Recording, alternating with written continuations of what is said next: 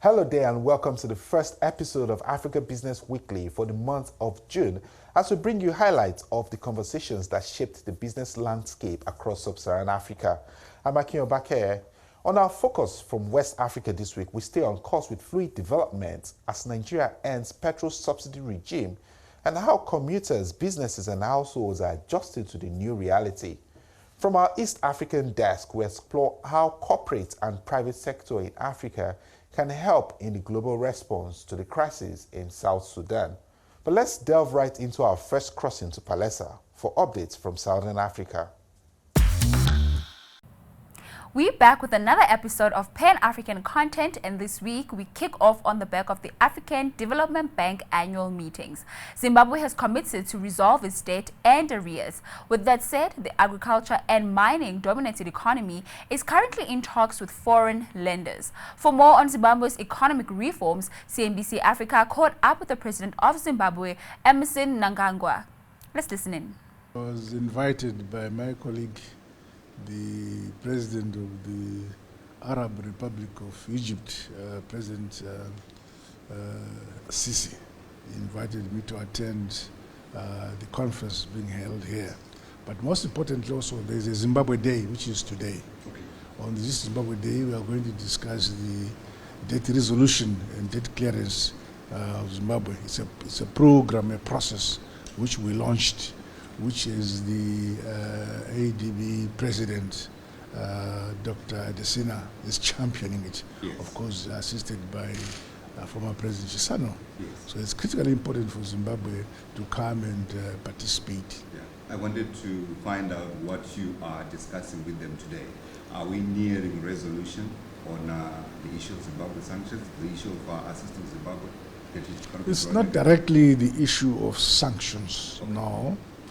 It is the question that as a result of sanctions, we have had these sanctions for the past 23 years. And in those 23 years, Zimbabwe has not received any external lines of credit as a result of the imposition of these sanctions. And in that process, as you are aware, our economy collapsed, our currency collapsed. But upon the coming in of the Second Republic, we have recovered from the collapse of the economy. Our economy is now on the growth trajectory. We've introduced our new currency.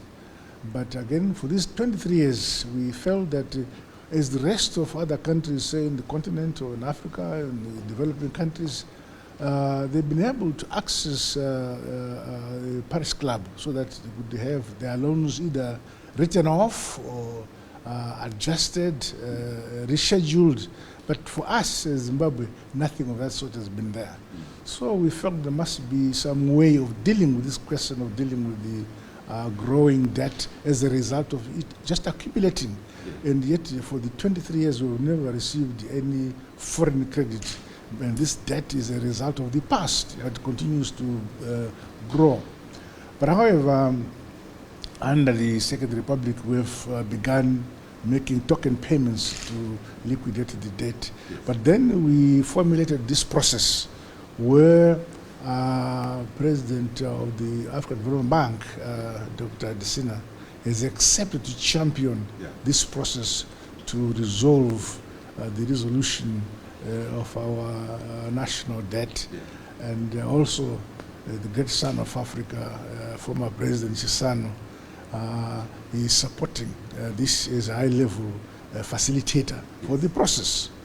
And we are happy that it has been received very well, both in Europe as well as in America. Yes. They've had the chance of visiting the United States of America, Washington, and they were received in Washington, and the process is very positive. Yeah. So we had recently a meeting in Harare where all the European ambassadors attended, the American ambassador attended. Of course, SADC and the AU ambassadors were all at the meeting. And we received the positive encouragement with our creditors who were all represented at this meeting. And so we are looking at three major issues. The question of the discussing with our creditors to see how we can deal with the issue of the debt, the question of governance and the questions of reforms. Right. And on all those issues, of course, there's a fourth pillar, I can say, the issue of dealing with the land reform compensation scheme, yes. There were several calls for the private sector to unlock its resources towards advancing Africa's need for climate financing at the ongoing African Development Bank 2023 annual meetings. CNBC Africa's David Alabi spoke to Ghana-based capital provider about what it takes to secure green financing. Here's a look at that discussion with Michael Mensah-Barr, Deputy Chief Executive Officer at Development Bank for Ghana. Very clear. First is that although Africa contributes the least to carbon emission in the world, financing to Africa is the least in terms of only 3% of the available capital is coming into Africa. And the key thing there also is to highlight the fact that Africa is most affected. And when it comes to some of the suggestions around how we are going to achieve the clean energy in Africa, one of the things that is missing also is how it will impact the livelihoods of our African people. And therefore, it must be done in a way that is sustainable. And the one word that we keep saying is that no one must be left behind. The after effect of that mobilization of capital and transfer to clean energy, it must be done in a way that ensures that the African continent is not worse affected after that. And talking about the climate and green growth agenda for Africa as espoused by the President of the African Development Bank, he has described some of the current challenges to attracting private finance, looking at the fact that we have conflict, we have COVID, and also we have other concerns which are exacerbated by the current debt pressures that we have, that African economies are dealing with. In terms of the scale and urgency, how quick would you say the private sector has to come on board? You said nobody should be left behind. I mean, the reality is that when it comes to private capital, we must be able to support any private investor to be attracted to those type of investments. And one of the key things that we probably need to work on is how to create bankable pipelines that is financially sustainable for any private sector investment, because obviously any private sector investor is going to look at the cost of the capital to ensure that once they invest in it, the returns coming out of that will enable them to be able to pay back. And therefore the skill set that is required to structure such transactions and make it what the term we use as bankers is bankable is very much so required. So one of the things that we are looking at the Development Bank of Ghana is to say, not only do we provide funding, but we also provide what we call technical assistance to work with on the projects or the transactions to make them or structure them in a way that allows us to attract private funding to ensure that those transactions can be done. And the other thing that was actually brought about the president is that some of the financial architecture, the global financial architecture that allows the flow of capital doesn't take into consideration, as you said, the challenges of Africa, the conflict in Africa, the fact that there's food security in Africa, the fact that there's unsustainable debt, the impact of COVID. And if those kind of financial architecture is just used in the current form, the challenges we face with actually being able to attract the capital to Africa will not actually be able to help us. So there's the need to review that current financial architecture and make it much more suited to the situation that the African continent finds itself in. Yes. And like you've already said, a whole lot of issues around the tightening global financial conditions that we have. And now Africa definitely needs longer term loans that are much more beneficial in terms of our sustainable development goals. But at this point in time, talking about alternatives in terms of financial instruments, looking at green bonds and sustainability linked bonds as well, I'd like to have your take on what the Development Bank is also doing in Ghana as well, and Ghana as a whole, looking at the success we've had from talks, financial assurances, and the $3 billion IMF deal. So let me start off with Development Bank Ghana. So a large percent or 10% of our available funds is actually going to be dedicated to support or to investing in green financing.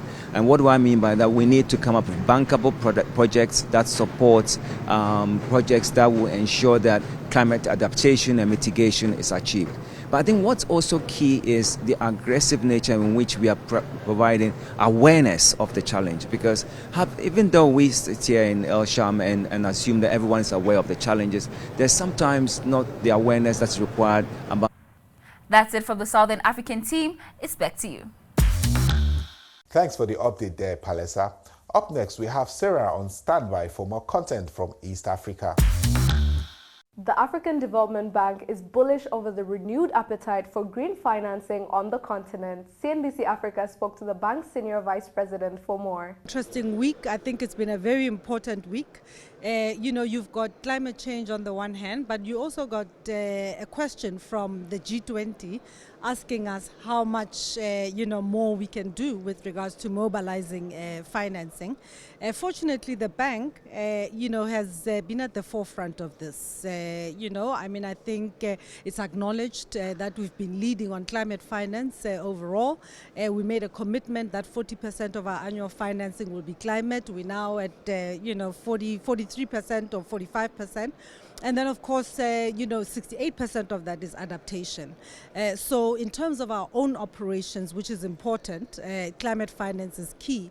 But so the way we are approaching this is to say that we can mobilize from our own resources, and we've made a 25 billion commitment, 12.5 billion of which will come from our resources, and 12.5 billion we want to mobilize.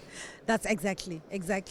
But in addition to that, we've done a room to run a sovereign operation with the government of the United Kingdom and the private sector, which gives us a 2 billion lending room for us to do more climate finance. In addition to this, we're looking at other BSOs, balance sheet optimization initiatives on the sovereign portfolio and also on the non-sovereign portfolio to mobilize additional headroom for us to do climate finance. Talking about mobilizing additional headroom, at the last replenishment cycle, some money was set aside for the climate action window. Yes. I'd like to know how that is being deployed and what the progress of that window is. So, we're very grateful that, the deputies of the African Development Fund, actually agreed that we could set up that window, and we got initial funding from several countries. What we're doing now, and if you recall, that climate action window is targeted to low-income countries because I think they struggle the most to mobilize international climate finance, and especially for adaptation, because I think the focus of international finance has been around mitigation. So we've set up that window, and in fact we've had 2 initial operations. You were there when we talked about those 2 operations in Egypt and Senegal. On the room to run, but on the climate action window, we already have a couple of operations that are in place, and the idea is that we will supplement operations that we do in those countries to include climate adaptation in things like infrastructure projects, for instance. But in addition to that, we want to help a lot of the low-income countries work on their NDCs, work on their long-term strategies, because again, for money to flow to any particular area, there needs to be policy clarity. They need to know, the private sector needs to know what the rules are, with regards to this. So we think it's vital that all African countries, in fact, have NDCs and they have LTSs, and 70% of the climate action window is focused on adaptation, and 10% of the climate action window is also focused on technical assistance, with only a small amount for mitigation. A ceasefire notwithstanding, clashes have continued to be reported in Sudan's capital, Khartoum, and other parts of the country. Over 1.6 million people have been newly displaced, while hundreds of thousands have fled to neighboring countries. How can corporate and private sector in Africa respond? For more, we were joined by Isaac, founder of Amahoro Coalition. The humanitarian response plan estimates about $800 million, close to $1 billion, is needed between May, when the conflict was starting, up until December this year. And that's for this year alone. And this is both for people who are internally displaced and also for refugees. It's estimated that this amount of money will support about 18 million people through the end of the year. But frankly, that's just the bare minimum. So this is money that's going to go toward, emergency care, for clothing, shelter, food, things of that nature, and that's how much is needed right now. About 800 million, roughly $1 billion, I'd say. Roughly $1 billion.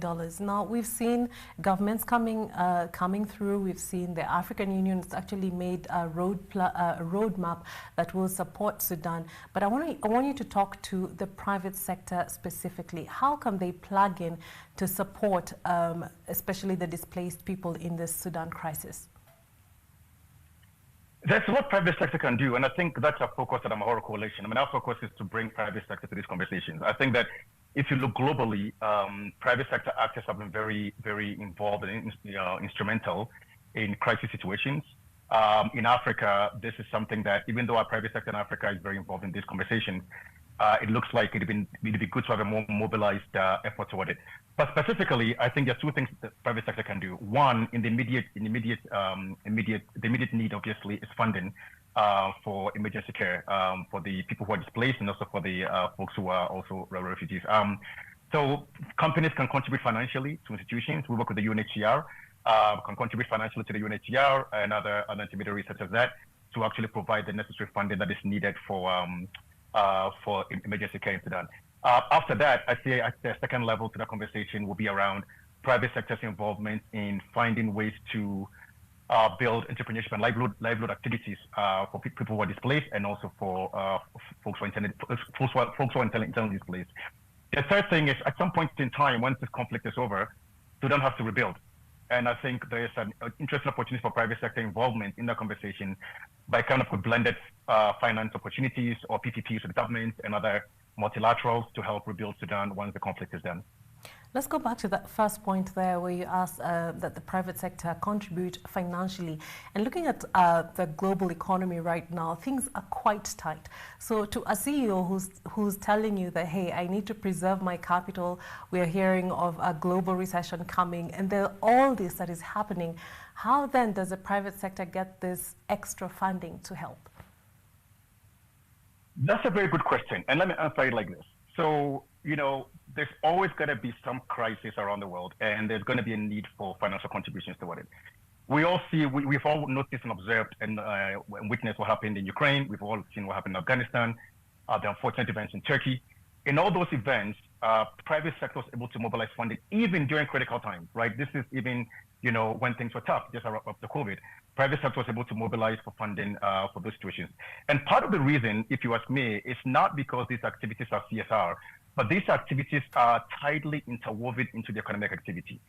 Sudan is the third largest country in Africa by landmass. Sudan surrounds 6 different countries in Africa. So even from an economic standpoint, the fact that Sudan is going through some issues, it's in private sector's interest to invest into Sudan to make sure that the stability, to invest in its people, to make sure that they are people who are Sudanese folks are employable, because Sudan is going to be your next branch, is going to be your next HQ for business. Sudan also sits right on the Red Sea, very close to Jeddah and Saudi Arabia. Well, that's all for me this week. It's back to you. Thanks, Sarah. Now bringing the focus now to the west of the continent. More talks are underway between the Nigerian government, organized labor, and other stakeholders in the oil and gas sector as the country puts an end to petrol subsidy, opening up a deregulated market. Now, a pinch households and businesses are finding difficult to adjust to. Festus Osifo, the president of the Trade Union Congress and president of the Petroleum and Natural Gas Senior Staff Association of Nigeria, shared some insights on pointers government needs to acknowledge too. Yeah, it's been very clear.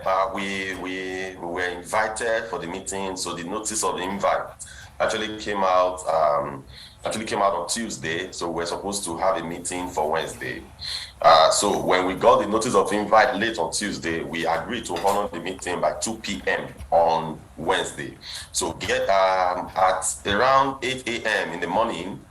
Around 8 a.m. in the morning of Wednesday, we realized that the pump prices had been officially adjusted.